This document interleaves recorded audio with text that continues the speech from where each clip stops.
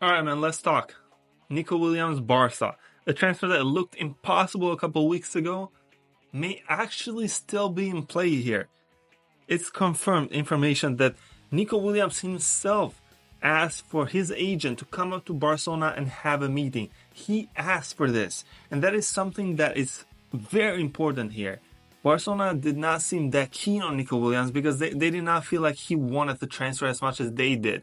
They wanted him, Nico Williams, to come up to the negotiation table and make a push himself for the club. And that's what's missing from him, that commitment to Barcelona.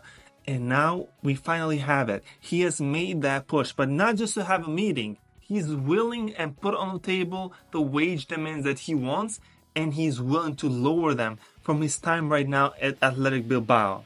It is reported that Nico Williams is demanding around 6 million net wages, which because of the taxes in Spain and how it works, it comes out to 12 million gross. That falls right in line with Barcelona's wage structure, in my opinion. Because if we're looking here at Barcelona's biggest wage earners, you have guys like Robert Lewandowski, of course, at first Frankie de Jong, Lamine Yamal with his new contract, and then in the 12 million gross scale, remember this is gross, this is with taxes included, not what the player takes home, you have players like Pedri, Ronald Araujo, Dani Olmo, Ferran Torres. If he does receive this 12 million gross, he would be right in line with guys like Pedri and Araujo, which I think is pretty much normal for a player like Nico Williams. There's even reports that at Athletic Bilbao, he's getting paid something around like 8 to 10 million net, which is around 20 million gross. And that will put him even above Frankie de Jong in terms of wages. So him lowering his demands to come to Barcelona. And on top of that, it's reported he's also willing to accept a rotational role.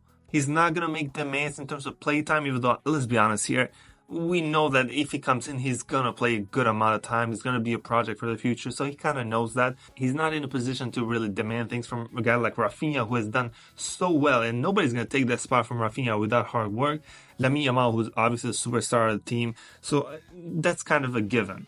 So just like that, with one meeting, Barcelona's transfer plans for the future might have just radically changed here. There's still some issues, right?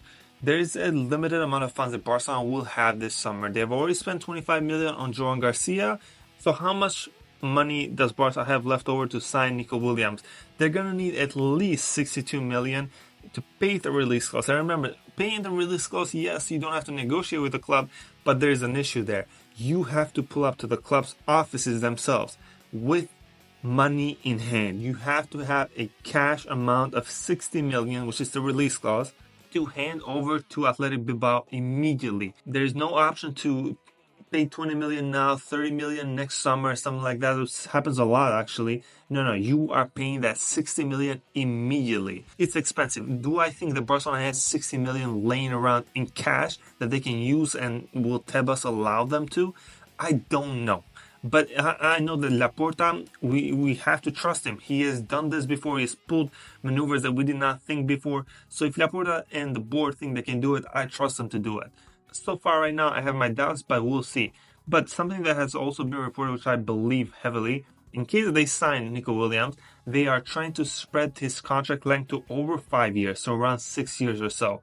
Because how that works is, every year on the contract counts towards amortization. So let's say Nico Williams costs 60 million, right? In terms of how that is structured, is dependent on how many years of contract he has. So for example, if he does a 5-year contract, that comes up to around 12 million every single season that is counted on the books, right? Even though they have to pay in cash immediately, on the books it's structured through 5 years. But if they give Nico Williams, say, a 6-year contract, instead of around 12 million, they can then structure Nico Williams' cost to around 10 million per season to lower that yearly wage cap a little bit. It's all that financing magic stuff that they always do. So, and I think if we're going to sign Nico Williams, we're going to have to do some magic with the books. Because Athletic Bilbao will not make it easy on us. So they will not negotiate. They will not do any of that sort of stuff. So it's going to be full-on pay release costs and then deal with the finances later. And hopefully Tebas doesn't make some new rule out of nowhere again. However, there is also contradicting reports that even after the meeting with Nico Williams' agent, Deco and the board still have some doubts about his signing. And that perplexes me a little bit because I'm looking at a player like Luis Diaz, who is apparently Deco. Out of everybody, Deco seems to be the most obsessed with Luis Diaz.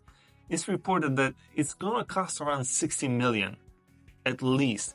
That 80 million fee that they were talking about, I think that's too high. I think that's just media talk. There's no way that we're going to pay 80 million for Luis Diaz. Forget that. But he's still going to be expensive, around 60 million. For a player that's pushing 30, a player that's very inconsistent, a player that really, is he even as good as Nico Williams? I don't think Luis Diaz is a bad player, but is he as good as Nico Williams for the price? It just doesn't make sense to me to be so obsessed with Luis Diaz when you have an option like Nico Williams.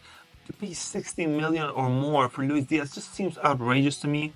So I've said this before. For me, Nico Williams, since last summer, was the signing we should have made over Dani Olmo. 100%. There's no doubt in my mind. This whole Flick ask for Dani Olmo, I don't buy it. I think that's a Deco Laporta thing. I don't think Flick asked for Dani Olmo ahead of Nico Williams. That just does not make any sense to me. There's been reports that Flick even wants to play Rafinha at the number 10 over Dani Olmo and play a true winger on the left.